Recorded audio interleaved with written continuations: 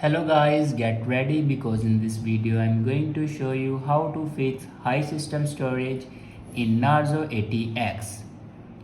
So watch this video carefully and follow every step as I'm showing in video, and don't forget to subscribe the channel. So let's start the video. First of all, open settings. In settings, scroll down and click on system and update. Now click on software update, and here you can check your latest version will be updated or not. If it doesn't update to latest version, then update it to latest version.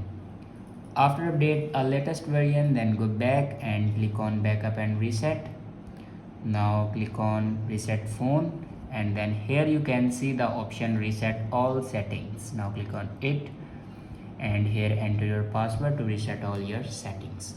After reset all the settings, then go back and click on erase all data, and then enter your password to erase all data.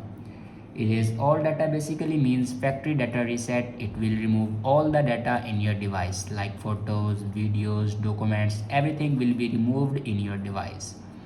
After do factory data reset, then go back to your home screen and restart your device. For restart your device, press and hold power button, and then swipe up to restart your device. After doing these steps, your problem will be fixed. I hope this video is helpful for you. Thanks for watching.